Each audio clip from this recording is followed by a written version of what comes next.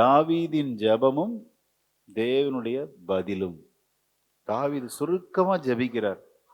நான் போட்டுமா ஆண்டவரே, இந்த காரியத்தெல்லாம் நான் திருப்பி எடுத்துக்குவேனா, எனக்கு கிடைச்சிருமா?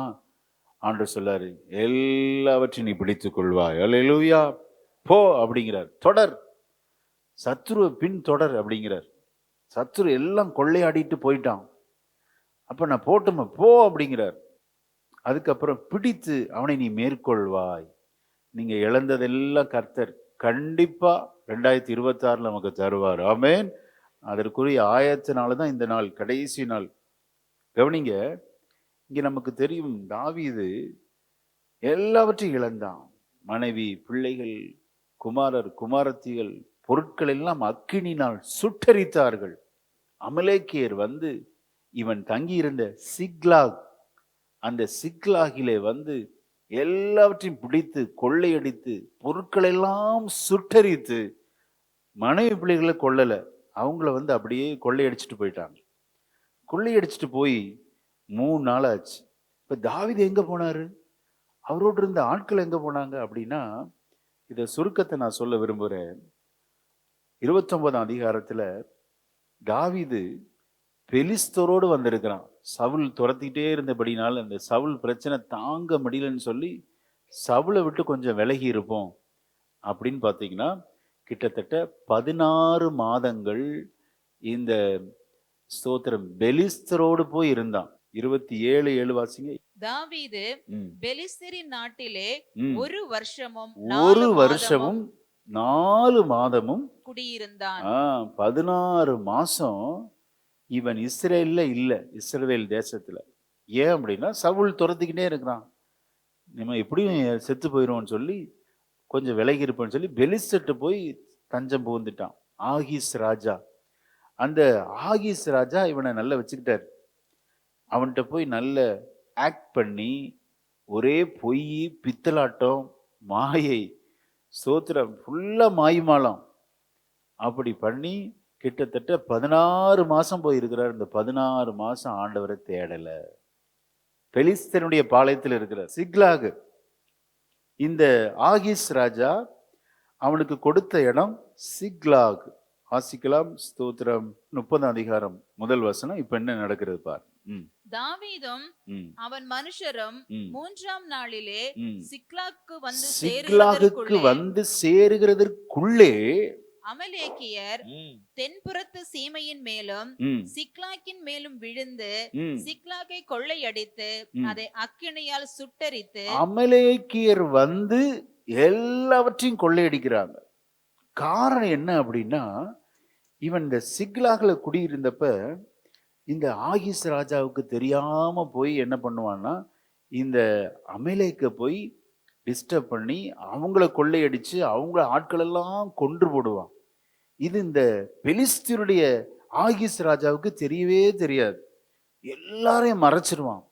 நம்ம இங்க பாக்குறோம், இந்த அமலேக்கியர் வந்து பாத்தீங்கன்னா இவங்க மனைவி பிள்ளைகளை உயிரோட வைக்கிறாங்க. ஆனா தாவீது போய் கொள்ளையடிச்சானா எல்லாரையும் கொன்னுட்டு தான் வருவான். 27ஆம் அதிகாரம் 9ஆம் வசனத்தை வாசிங்க.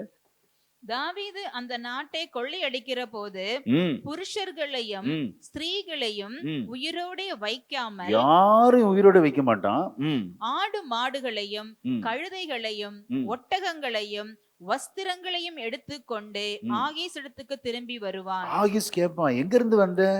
நான் இந்த இடத்துல இருந்து வந்தேன்னு சொல்லி பொய் சொல்லுவான். பாத்தீங்களா, ஆண்டவரை விட்டு என்னைக்கு நம்ம பிரிஞ்சு இருக்கிறோமோ ஒரே பொய், பித்தலாட்டம், மாய்மாலம். அடுத்த வசனத்தை வாசிருங்க. இன்று எத்திசையில் போய் கொள்ளை அடித்தீர்கள் என்று ஆகீஸ் கேட்கும் போது தாவீது யூதாவுடைய தென் திசையிலும் எராமியேலருடைய தென் திசையிலும் கேனியருடைய தென் திசையிலும் என்பான். பாத்தீங்களா, ஃபுல்லா போய். ஆனா இவன் கொள்ளையடிச்சது எங்க? அமலேக்கிட்ட போய் கொள்ளையடிச்சிட்டு வந்து இங்க வந்து பொய் சொல்றது. 16 மாசம் இப்படி மாயமாலமான வாழ்க்கை. ஆண்டவரை விட்டு பிரிந்திருந்தான். இந்த அமலேக்கியர் பார்க்குறாங்க, தாவீதை விடக்கூடாதுன்னு சொல்லி தாவீது இல்லாத நேரம் எப்போ அப்படின்னா, இப்போ பெலிஸ்தியர் ஒரு யுத்தத்துக்கு போறாங்க. பெலிஸ்தர் கூட இருக்கிறனால சொல்லுவாங்க, நாங்கள் ஒரு யுத்தத்துக்கு போறோம். அப்போ சொல்லுவான் தாவீது, நானும் வர்றேன். எந்த யுத்தம்? இஸ்ரவேலுக்கு விரோதமா, இவன் சுய தேசத்துக்கு விரோதமா இப்ப யுத்தத்துக்கு போறாங்க எதிரிகள். அப்போ சரி நானும் வரட்டுமா, இவனுக்கு பயங்கர ஆக்டிங்ல, பயங்கர நடிகர். இப்போ நானும் வர்றேன், என்னை அவங்க எதிர்த்தாங்க, நானும் அவங்களை எதிர்க்கிறேன்னு சொல்லி இவங்க கூட வர்றதுக்கு முற்படும் போது பெலிஸ்தனுடைய பிரபுக்கள் சொல்லுவாங்க, வேண்டாம், இவனை கூட்டிட்டு வந்தா நம்ம யுத்தம் தோல்வியில முடிஞ்சிரும். என்ன ஆகீஸ் ராஜாவே இப்படி பைத்தியக்காரத்தனமா இருக்கிறீரே, சவுல் கொன்றது 1000, தாவீது கொன்றது 14, இவனை குறிச்சு தான் இவ்வளவு பெருமையா பேசினாங்க. நமக்கு எதிரியே இவன் தான் தாவீது, அவனை கூட்டிட்டு அவன் நாட்டுக்கு யுத்தத்துக்கா? வேண்டவே. ஆனா ஆகீஸ் ஃபுல்லா நம்பிட்டாங்க. அப்படி நம்புற மாதிரி இவர் ஆக்டிங் போட்டு அவ்வளோ நம்பிக்கை அப்படி கொண்டு வந்துட்டான். இப்போ இந்த பெலிஸ்தருடைய பிரபுக்கள் பார்க்குறாங்க, இவன் கூட வந்தீங்கன்னா நாங்க யுத்தத்துக்கே போக மாட்டோம் அப்படிங்கிறாங்க. அப்ப ஆகீஸ் ராஜா கூப்பிடுறாரு, நீ எனக்கு ரொம்ப பிடிக்கும், ஆனா என் பிரபுக்களுக்கு பிடிக்கலையே, தாவீது என்ன செய்யறது, நீ சிக்லாகுக்கே போ, நீ யுத்தத்துக்கு வேண்டாம், வர வேண்டாம் அப்படின்னு சொல்லி இவனை அனுப்புகிற அந்த வார்த்தையை நம்ம வாசிக்க கேட்போம். 29ஆம் அதிகாரம் 9ஆம் வசனத்தை வாசிங்க. ஆகீஸ் தாவீதுக்கு பிரதியுத்தரமாக, அதை அறிவேன், நீ தேவனுடைய தூதனை போல என் பார்வைக்கு பிரியமானவன், நீ என் பார்வைக்கு பிரியமானவன், ஆனாலும் இவன் எங்களோட கூட யுத்தத்திற்கு வரக்கூடாது என்று பெலிஸ்தரின் பிரபுக்கள் சொல்றாங்களே, நான் உங்களை எப்படி கூட்டிட்டு போக முடியும்? எனக்கு நீ உண்மையா இருக்கிற, எனக்கு நீ எந்த நம்பிக்கை துரோகம் பண்ணல, ஆனா பெலிஸ்தீனுடைய எங்க பிரபுக்களுக்கு நான் என்ன பதில் சொல்லட்டும் அப்படிங்கிறாங்க. அப்போ சரின்னு சொல்லிட்டு தாவீது இந்த கூட வந்த ஆட்களோடு இவன் தங்கி இருந்த சிக்லாகிலே போறதற்குள்ள அமலேக்கு வந்து எல்லாம் கொள்ளையடிச்சிட்டு போயிட்டான். நல்ல கவனிங்க, ஒரு குரூப் நம்ம ஓரம் கட்டுது, அந்த களத்துல நம்மளை அவங்க சேர்க்கவே இல்லை அப்படின்னா அது நன்மைக்குன்னு நீங்க நினைக்கணும். அல்லேலூயா. பெலிஸ்தியர் மட்டும் நீ எங்க கூட வான்னு சொல்லியிருந்தா இவங்க மனைவி பிள்ளைகள் அப்படியே போயிருப்பாங்க. ஏன்னா அமலேக்கியர் இவன் இல்லாத போது வந்து கொள்ளையடித்து எல்லாரும் எடுத்துட்டு போயிட்டாங்க. இப்ப 3 நாள் பிரயாண தூரத்துல பெலிஸ்தியர் கூட இருக்கிறாரு. பெலிஸ்தியர் வேண்டாம் வேண்டாம், நீ எங்க கூட வரவே கூடாது, கிளம்பு, இடத்த காலி பண்ணு சொல்லி விரட்டி விட்டதுனால எவ்வளவு துக்கத்தோடு வந்திருப்பான். ஆனால் சோத்திர வேத வல்லுநர் சொல்றாங்க, இப்படி துரத்தி விட்டது நன்மைக்கு, ஏனென்றால் இவன் அறியாத வேளையில மனைவி பிள்ளைகளை கொள்ளையடிச்சிட்டு போயிட்டாங்க. இவன் வரலன்னா இன்னும் இவங்க தூரமா போய் என்ன பண்ணியிருப்பாங்கன்னே தெரியாது. கரெக்டா இவன் வர்றான், வரும்போது இவனுடைய இருக்கிற இடத்துல யாரும் இல்லை. நல்லா கவனிக்கணும், ஒவ்வொரு இன்ஸ்டன்ட்டுமே நமது நன்மைக்காகவே ஆண்டவர் செய்கிறார். அல்லேலூயா. அன்னைக்கு இந்த ஆகீஸ் ராஜா வா எங்களோடு அப்படின்னா டோட்டலா எல்லாம் இழந்திருப்பான். இப்போ இவன் புறக்கணிக்கப்படுதலும் சில நேரத்தில் நமது நன்மைக்காகவே கர்த்தர் அதை அனுமதிக்கிறார். விசுவாசிக்கிறீங்களா? இந்த அமலேக்கு இருக்கு பாருங்க, அமலேக்கு 1 சாமுவேல் 15ஆம் அதிகாரத்துல சவுல் ராஜாட்ட சொல்றாரு, அமலேக்கு ஒருத்தன் கூட நீ விடாத, எல்லாத்தையும் வெட்டி போடு அப்படிங்கிறார். ஆனா அவன் கீழ்ப்படியாம இந்த அமலேக்க முழுவதுமாய் அழிக்காமல் அவன் விட்டு வச்சனால இப்ப தாவீதுக்கு பிரச்சனை. நம்ம என்னைக்கோ பண்ற சில தவறுகள் பிறரை கண்டிப்பா பாதிக்கும். ஆண்டவர் என்ன சொல்றாரோ அதை 100% அப்படியே எஸ் ஆண்டவரேன்னு சொல்லிடணும். அல்லேலூயா. அதை நம்ம செய்ய தவறும் போது, அமலேக்க அன்னைக்கே சவுல் ராஜா கொன்று இருந்தால் இன்னைக்கு வந்து தாவீது மனைவியை பிடிச்சிட்டு போயிருக்க மாட்டான், பிள்ளைகளை பிடிச்சிருக்க மாட்டான். ஆக சவுல் ராஜா செய்த தவறு நிமித்தம் இன்று அமலேக்கு உயிரோடு இருப்பதனால் தாவீதுக்கு எவ்வளவு பெரிய நஷ்டம் பாருங்க. நம்ம செய்யற சின்ன சின்ன தவறு எதிர்காலத்தில் யாரெல்லாம் பாதிக்க நமக்கு தெரியவே தெரியாது. சவுல் ராஜாவுடைய தவறு இன்றைக்கு தாவீது குடும்பத்தையே இழந்து நிக்கிறான் பாரு. இப்போ பெலிஸ்தியர் புறக்கணிக்கிறாங்க, நீ என் கூட வரக்கூடாது, கிளம்பு அப்படிங்கிறாங்க. கரெக்டா இவன் கிளம்பி வீட்டுக்கு வர 3 நாள் ஆச்சு. அந்த 3 நாள் எவ்வளவு சோர்ந்து போயிருப்பான், ரொம்ப விடாய்த்தவனா இருந்தான். 3 days ஜேர்னி, அதுவும் சோத்திரம் இப்படி நம்மளை ஓரம் கட்டிட்டாங்க, இப்படி புறக்கணிச்சிட்டாங்கன்னு சொல்லி மனதளவில் பாதிக்கப்பட்டு வந்தான். வந்தபோது பார்த்தா பெரிய இழப்பு, அக்கினினால் சுட்டெரிக்கப்பட்டது.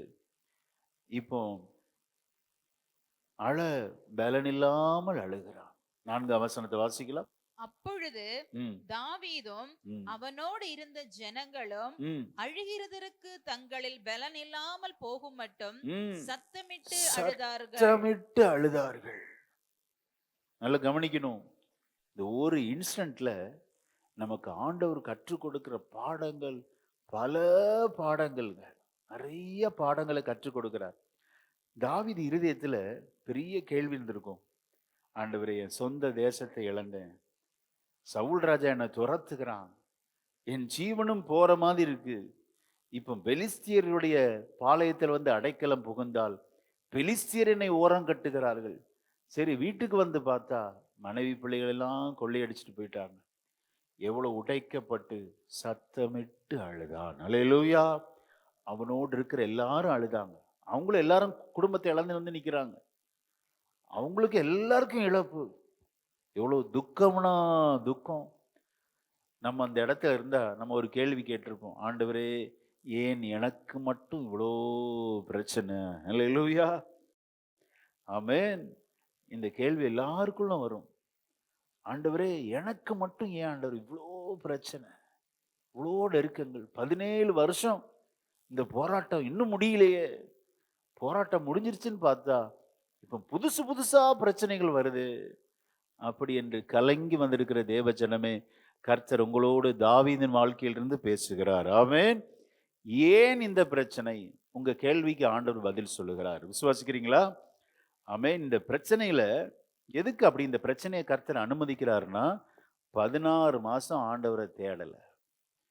ஆண்டவரை தேட வைக்கிறதுக்கு சில நேரத்துல பிரச்சனை நமக்கு அனுமதிப்பார். நல்ல கவனமா இருக்கணும். ஆண்டவர் எப்படிப்பட்டவர் தெரியுங்களா? நீதியுள்ள தேவனுங்க. அவர் நம்ம தேட வச்சு நம்மளை ஆசீர்வச்சிருவார். அல்லேலூயா.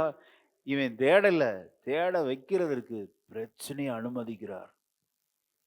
அப்போ ஆண்டவர் விட்டு ஒரு நாள் நம்ம தூரம் போக விட மாட்டார். ஆமென். பொய் சொல்லி வாழ்கிற வாழ்க்கையெல்லாம் முற்றுப்புள்ளி வச்சிருவார். 16 மாசம் ஒரே மாய்மாலம், பித்தலாட்டம், பொய். ஆகிஸ் ராஜாவை ஏமாத்தி கொள்ளையடிச்சது வேற இடம், சொல்றது வேற இடம். கவனிங்க, ஆண்டவர் பார்க்கிறார். தாவீது என் இருதயத்துக்கு ஏற்றவன். அல்லேலூயா. உடனே இது செய்ய மாட்டார். 16 மாசம் ஆச்சு. பார்க்கிறாரு, தாவீது ஒரு பிடி பிடிக்கிறார் பாரு. எல்லாம் இழந்தான், அழுது மிகவும் நெருக்கப்பட்டான். 6ஆம் வசனத்துல முதல் பகுதி சொல்லுது, தாவீது மிகவும் நெருக்கப்பட்ட. ஏன் இந்த நெருக்கம்? ஏன் அழ வைக்கிறாரு? ஆண்டவரை தேடி வரணும். நீங்களும் நானும் இக்கட்டான நேரத்தில் கர்த்தரை சார்ந்து கொள்ள வேண்டும். அல்லேலூயா. இப்போ இந்த காரணம், ஏன் இந்த நெருக்கத்தை ஆண்டவர் அனுமதிக்கிறார்? நெருக்கத்திற்கான காரணம் பல காரணம். இதுதான் முடிவெட்டிட முடியாது. தேட வைக்கிறார், ஆண்டவர் பக்கத்துல கொண்டு வர வைக்கிறார். இப்போ கூட இருக்கிற ஜனங்கள் எப்படிப்பட்டவர்கள் என்கிற அந்த ஸ்டேட்டஸை போட்டு உடைக்கிறார் பார். தாவீது ஒருவேளை நம்பி இருப்பான், கூட இருக்கவங்களுக்கு நமக்கு ஃபுல்லா வலதுகையா இருப்பாங்கன்னு. இப்ப ஒரு போராட்டம் வரும்போது தான் தெரியுது, எல்லாரும் கல்லை தூக்கிட்டாங்க. யார் அடிக்க? தாவீது அடிக்க. இப்ப எல்லாருடைய அந்த பொல்லாத சுபாவங்கள் எப்ப வெளிப்படுது அப்படின்னா, நெருக்கத்தில். தாவீது ஒன்றை புரிந்து கொள்ள வேண்டும், உனக்கு நான் மட்டும்தான் துணை. அல்லேலூயா. உன்னோடு பலர் பிரயாணிக்கலாம், பலர் உன்னோடு பிரயாணம் பண்ணலாம். ஆனா ஒன்றை புரிந்து கொள் தாவீது, ஒருத்தர் உனக்கு உதவி செய்ய மாட்டாங்க, எல்லாரும் உனக்கு எதிராக இருப்பார்கள். நீ அதை சமாளிச்சு தான் ஆகணும். அல்லேலூயா. கர்த்தர் கற்றுக் கொடுக்கிற பாடத்தை பார்த்தீங்களா? நம்ம வாழ்க்கையில அப்படிதானே. நெருக்கடிகள் வரும்போது, போராட்டங்கள் வரும்போது, தோல்விகள் வரும்போது, நமக்கு ஒரு தேவன் வரும்போது எத்தனை பேர் உதவி செய்வாங்க? ஒருத்தர் இருக்க மாட்டாங்க. உதவி செய்யாட்டிலும் உபத்திரம் பண்ணாம இருக்கலாம். ஆனா இங்க எல்லாரும் கல்லை தூக்கிட்டாங்க தாவீது அடிக்கிறதுக்கு. இப்ப தாவீது என்ன செய்கிறார்? அதுதான் நமக்கு மிகப்பெரிய பாடம். அல்லேலூயா. நெருக்கப்படுகிற நேரத்தில் நாம் எப்படி நடந்து கொள்ள வேண்டும் அப்படின்னா, தாவீது சிறந்த ஒரு தலைவன் என்பதை இங்கே நிரூபணம் செய்கிறான். அவன் கர்த்தருக்குள் தன்னை திடப்படுத்தி கொண்டான். அல்லேலூயா. நீங்களும் நானும் அதான் செய்யணும். ஒரு தலைவனுக்கு அதாங்க ஒரு அழகு. லீடர்ஷிப்புக்கு குவாலிட்டி என்ன அப்படின்னா, இவன் யாரையும் ப்ளேம் பண்ணல. உன்னாலதான்ப்பா, உன்னாலதான்ப்பா, உன்னாலதான். எதுவுமே சொல்லல பாருங்க. நம்ம குடும்பத்தில் கூட எல்லா பழியும் யார் மேல போடுறோம்? பிள்ளைகள் மேல அல்லது தாய் தகப்பன் மேல, அம்மா அப்பா மேல. உன்னால தான் இது, உங்களால தான் இது அப்படின்னு சொல்லி கணவன் மனைவி கூட சண்டை போடுறாங்க. தாவீதினிடத்திலிருந்து கற்றுக்கொண்ட மிக அருமையான பாடம் கர்த்தருக்குள்ளே தன்னை திடப்படுத்திக் கொள்வது. ஆமென். கர்த்தர் நமக்கு கற்றுக் கொடுக்கிறார். எத்தனை நெருக்கடிகள், போராட்டங்கள் வந்தாலும் உங்க புருஷன் மேலேயோ, பிள்ளைகள் மேலேயோ, மனைவி மேலேயோ பழிய தூக்கி போடாதீங்க. நாம் ஒன்று செய்ய வேண்டும். கர்த்தருக்குள் நாம் நம்மை திடப்படுத்திக் கொள்ள வேண்டும். அல்லேலூயா. அப்ப போராட்டத்தின் காரணம் என்ன அப்படின்னா, how we are behaving our self. நம்ம எப்படி நாம் நடந்து கொள்ளுகிறோம் என்பதை நமக்கு ஆண்டவர் காமிப்பார். பாத்தியா, அந்த நெருக்கடி அனுமதிச்சேன், சோத்திரம். இப்ப நமக்கு நல்லா தெரியுது, இப்படிதான் நடக்கணும். அப்படிங்கிறப்ப நெருக்கடிகள் நமக்குள்ள இருக்கிற நல்ல சுபாவங்களை வெளியே கொண்டு வர வேண்டுமே ஒழிய, பொல்லாத சுபாவங்களை வெளியே காட்டவே கூடாது. அல்லேலூயா. இவன் எவ்வளவு ஜென்டிலா நடந்துட்டான் பாருங்க. இவனும் நினைச்சா கோவப்பட்டிருக்கலாம். அப்படியே அடக்கி கொண்டு கர்த்தர் சமூகத்திலே தன்னை தாழ்த்தி செல்ஃப் கண்ட்ரோலா செயல்படுறான். யாரையும் ப்ளேம் பண்ணல. தேவ சமூகத்தை நாடுகிறான். அல்லேலூயா. ஆமென். கர்த்தர் உங்களுக்கு கற்றுக் கொடுக்கிற நல்ல பாடங்க. இதை ஒருபோதும் நம்ம மறந்துடக்கூடாது. நீ சரியில்லை, அவன் சரியில்லை, இவன் சரியில்லை, உங்க அப்பா சரியில்லை, உங்க அம்மா சரியில்லை, உன் உடன்பிறப்பு யாரும் சரியில்லை, பழிய பிறர் மேல் போடாதீர்கள். தாவீது யார் மேலும் ப்ளேம் பண்ணாம தேவ சமூகத்தில் போய் முழங்காறு படியிட்டு ஆண்டவரை நோக்கி ஆலோசனை கேட்கிறான். அல்லேலூயா. நெருக்கடியில் நாம் தேவனை நாட வேண்டும். கூப்பிடுறான், ஆசாரியனை கூப்பிடுறான், அபியத்தார் ஏபத்தை கொண்டு வா அப்படிங்கிறான். ஏபத்தை கொண்டு வரும்போது அப்ப கேட்கிற கேள்விதான், நான் அந்த தண்டை பின்தொடர வேண்டுமா, அதை பிடிப்பேனா? அல்லேலூயா. நெருக்கத்தின் வேளையில் தேவ சமூகத்தை நாடுங்கள். தேவனுடைய ஆலோசனை நாம் பெற்றுக்கொள்ள வேண்டும். அல்லேலூயா. இப்ப ஆண்டவர் சொல்றார், போ அப்படிங்கிறார். பின்தொடர், அதை பிடித்து சகலத்தையும் திருப்பிக் கொள்வாய். அல்லேலூயா. அப்போ இவன் பின்தொடர ஆரம்பிக்கிறான். நமக்கு நல்லா தெரியும் இந்த சரித்திரம். இப்போ இந்த போராட்டமான நேரங்கள்ல கூட 600 பேர் வர்றாங்க. 9ஆம் வசனத்தை பாருங்க. 200 பேர் ஸ்டாப் ஆயிட்டாங்க. 200 பேர் சொல்றாங்க, நான் எங்களாலாம் வர முடியாது, நீங்க போங்க. நான் ஏற்கனவே டயர்டா இருக்கேன், 3 நாள் பிரயாணம், இங்க வந்தா ஒரே மனசோர்வு, என் மனைவி பிள்ளையெல்லாம் இழந்திருக்கிறேன், நீ போய் பிடிச்சிட்டு வா போ அப்படிங்கிறான். அப்போ இதுல இருந்து ஒரு பாடம் என்ன அப்படின்னா, ஒவ்வொரு வசனத்தை நமக்கு லெசன் கற்று தருங்க. எல்லாரும் நம்ம கூட வருவாங்களா? வரமாட்டாங்க. சிலர் நம்மை விட்டு பிரிந்து போய் விடுவார்கள், பின்தங்கி விடுவார்கள். ஆனாலும் நீங்களும் நானும் தலைமைத்துவத்தில் லீடர்ஷிப்ல இருக்கிறவங்க நெவர் கிவ் அப். ஹல்லேலூயா.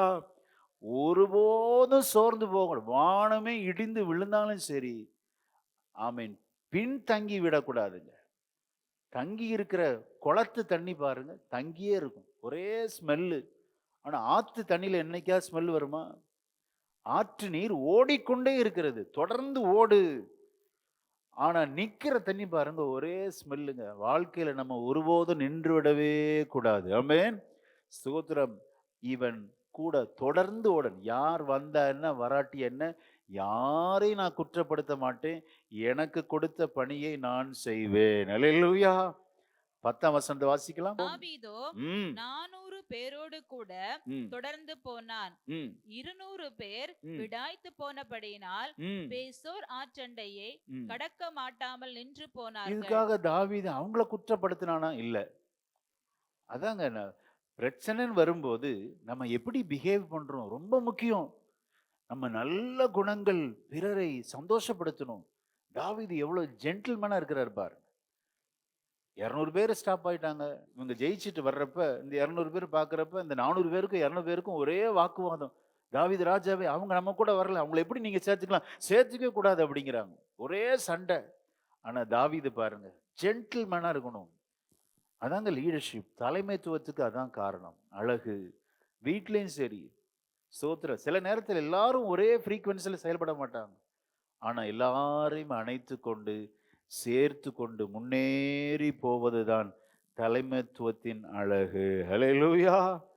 சரி, இப்போ போயிட்டு இருக்கிறாங்க. இதுலயும் ஒரு பாடம் இருக்குங்க. கர்த்தர் கொடுக்கிற அருமையான ஆலோசனை. சோத்திரம். நெருக்கத்தின் நேரத்துல, இழப்புகளின் நேரத்துல நமக்கு கருணை குணம் இருக்கான்னு செக் பண்ணுவார். பிறர் மேல ஒரு பரிவு இருக்கிறதா? பேஷண்ட் வெயிட் பண்ணிட்டு இருக்காங்க மருத்துவரை பார்க்க. அவனுக்கே வியாதி, அவனுக்கு ஒரு கருணை குணம் இருக்குமா? அட போங்கய்யா, எனக்கே பிரச்சனை, நானே டாக்டர் பார்க்க உட்காந்துருக்கேன், இந்த நேரத்துல வந்து என்கிட்ட உதவி கேட்கறியா? முடியாது. கோவப்படுவாங்க. இவன் எல்லாவற்றையும் இழந்திருக்கான். போற வழியில ஒரு எகிப்தியன் அப்பம் இல்லாமல், குடிக்க தண்ணி இல்லாமல் சாகிற நிலைமையில இருக்கான். நம்மள நினைச்சிருப்போம், அட போ, உனக்கெல்லாம் நான் உதவி செய்ய முடியாது, நான் எல்லாவற்றையும் இழந்து நானே மனதளவில் பாதிக்கப்பட்டிருப்பேன். இப்ப ஆண்டவர் இங்கேயும் அவனை செக் பண்றாரு. இவனை கூப்பிட்டு இவன் மேல கரிசனை கொண்டு பரிவு கொண்டு அவனுக்கு அப்பத்தை தண்ணீரை குடிக்க கொடுக்கிறான். குடிக்க கொடுக்கும்போது அவன் ஜீவன் அவனுக்குள்ளே வருகிறது. ஹல்லேலூயா. அப்போ நமக்கு பிரச்சனை இருக்கப்ப நம்ம பிறர் மேல் இரக்கம் காட்டணுமா? கண்டிப்பா காட்டணும். பிறர் மேல் கரிசனையா இருக்க வேண்டும். நமக்கு 1008 பிரச்சனைங்க. சோத்திரம். நமக்கு சமாதானப்படுத்த யார் இருக்கா? ஒருத்தர் இல்லை. ஆனா பிறர் எப்படி? பிறரையும் சமாதானப்படுத்தணும். அதான் சொன்னேன், நம்ம இழப்பின் நேரத்தில் நம்முடைய நல்ல நல்ல சுபாவங்கள் வெளியே வர வேண்டும். ஹல்லேலூயா. அந்த கருணை காட்டினதுனால தான் இவன் மனைவி பிள்ளைகள்லாம் எங்க இருக்காங்கன்னு கண்டுபிடிக்க முடிஞ்சிச்சு. பாத்தீங்களா? அப்போ பிறர் மேல் நாம் கரிசனை, நம்மால் ஆன ஒரு கருணை காட்டணும், பிறருக்கு உதவி செய்யணுங்க. பிறருக்கு ஏதாவது ஒரு விதத்துல நன்மை நாம் செய்ய வேண்டும். ஹல்லேலூயா. இவனுக்கு பிரச்சனை.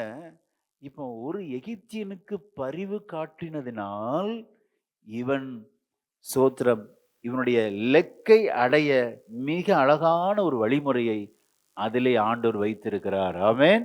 அப்போ 2 பேரும் உடன்படிக்கை பண்ண, நீங்க மட்டும் என்னை சாகடிக்க மாட்டேன்னு சொல்லுங்க, நான் உங்களுக்கு சொல்றேன், இந்த ஆட்களை எங்க பிடிச்சிட்டு போனான்னு நான் காமிச்சு கொடுக்குறேன் அப்படிங்கிறான். சரி, 2 பேரும் உடன்படிக்கை பண்றான். உடன்படிக்கை பண்ணி இவன் கரெக்டா கொண்டு போய் விடுறான். அங்க ஒரே கொண்டாட்டம். அங்க பாத்தீங்கன்னா 16ஆம் வசனத்தை வாசிக்க, இவன் அவனை கொண்டு போய் விட்டபோது வெளியெங்கும் பரவி புசித்து குடித்து எல்லா கொள்ளைக்காக ஆடி பாடி கொண்டிருந்தார்கள். பயங்கர கொண்டாட்டம். இவன் போய் விட்டதே இல்லையா, அந்த இடத்துல பயங்கரமான யுத்தம். கர்த்தருடைய ஆலோசனைக்கு கீழ்ப்படிந்தபடினாலே எல்லாவற்றையும் திருப்பி கொண்டான். ஹல்லேலூயா. இழப்பின் நேரத்துல தேவன் பலிபீடத்திலிருந்து என்ன சொல்றாரோ அதை நாம் அப்படியே செவி கொடுத்து கீழ்ப்படிய வேண்டும். ஹல்லேலூயா. ஆண்டு செக் பண்ணுவார், எதுக்கு இழப்பு, எதற்கு இந்த தோல்வி? கர்த்தர் கொடுக்கிற ஆலோசனைக்கு நம்ம கீழ்ப்படுகிறோமான்னு பார்ப்பார். கீழ்ப்படிஞ்சா 100% ஆசீர்வாதம். விசுவாசிக்கிறீங்களா? எத்தனை செக் பண்றாரு பாருங்க. டெஸ்ட் பண்ணி தான் நம்ம ஆசீர்வதிக்கிறார்.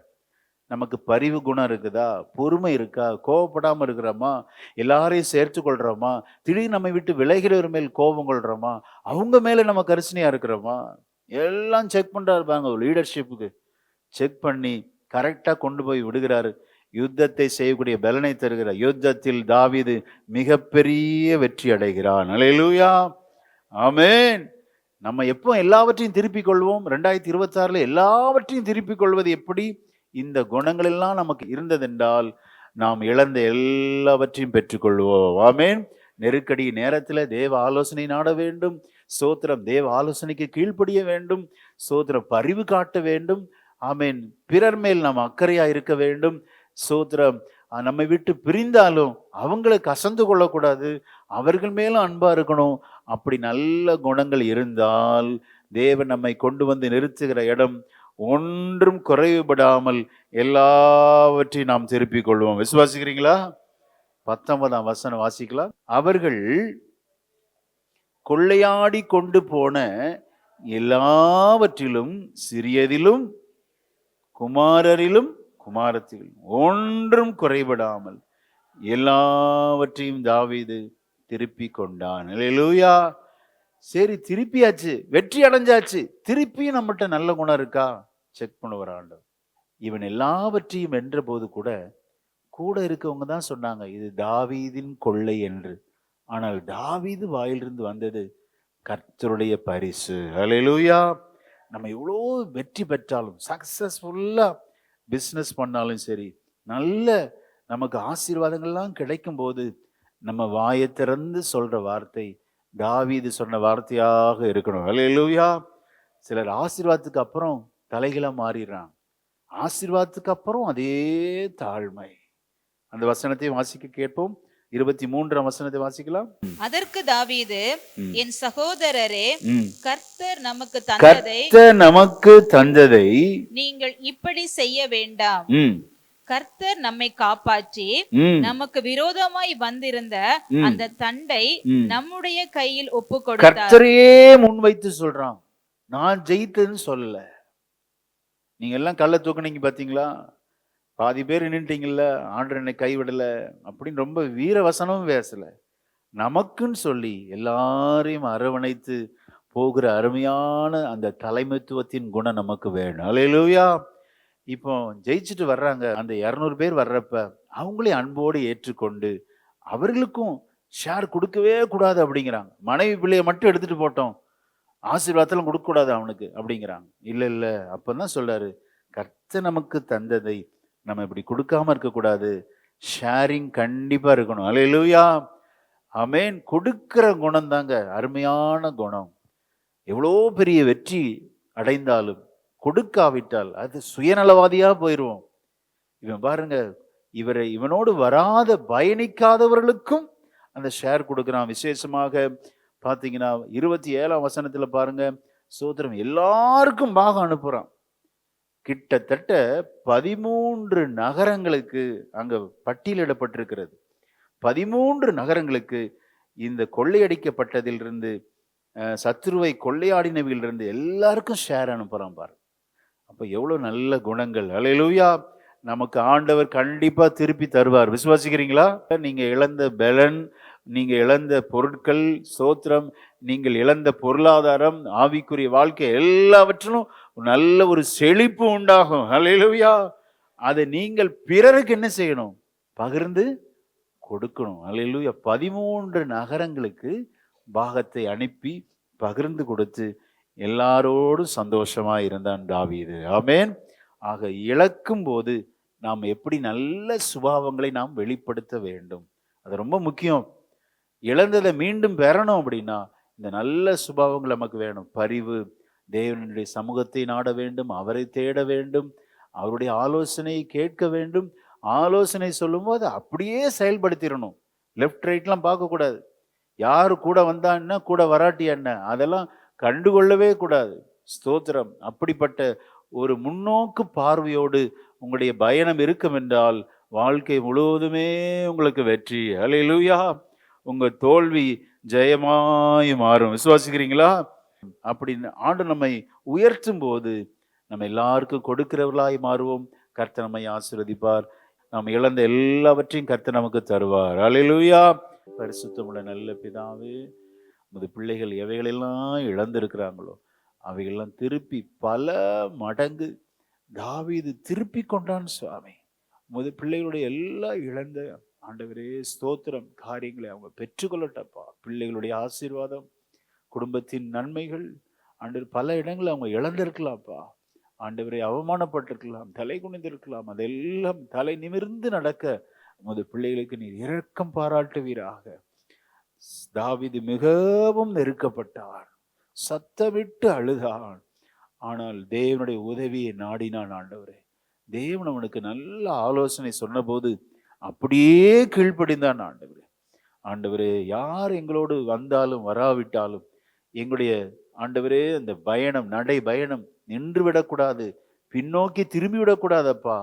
முன்னோக்கி எங்களை அழைத்த இயேசு கிறிஸ்துவை நோக்கி தொடர்ந்து நாங்கள் ஓடணும். ஆண்டவரே, ஓடி நாங்கள் நல்ல அந்த பரிவு, அந்த கருணை காட்டி ஆண்டவரே எங்க இழந்த எல்லாவற்றையும் நாங்கள் திருப்பிக் கொள்ளணும் சுவாமி. அப்படி உதாரத்துவ குணத்தினால் எங்களை நிரப்புங்க. அன்று எல்லாருக்கும் நாங்கள் பகிர்ந்து கொடுக்கிற நல்ல ஒரு குணம் இருக்கட்டும் சுவாமி. ஆண்டவரே, யார் மேலே நாங்கள் குற்றம் சாட்டக்கூடாது, யார் மேலே நாங்கள் கோபப்படக்கூடாதப்பா. நல்ல சாந்த குணத்தை எங்களுக்கு தாங்க சுவாமி. ஆண்டவரே, எங்கள் குறைகள் எல்லாம் மன்னியும். இந்த தாவீதினுடைய நற்குணங்கள் எங்களுக்குள்ளிருந்து வெளிப்படட்டப்பா. நெருக்கடியான நேரங்களில, போராட்டமான நேரங்களில ஆண்டவரே, துர்குணங்கள் அல்ல சுவாமி, எங்களுக்குள்ள இருக்கிற இயேசு கிறிஸ்துவின் திவ்ய சுபாவங்கள் வெளிப்படட்டுமே நாங்கள் ஜெபிக்கிறோம். இயேசு கிறிஸ்துவின் நாமத்தில் ஜெபிக்கிறோம் நல்ல பிதாவே.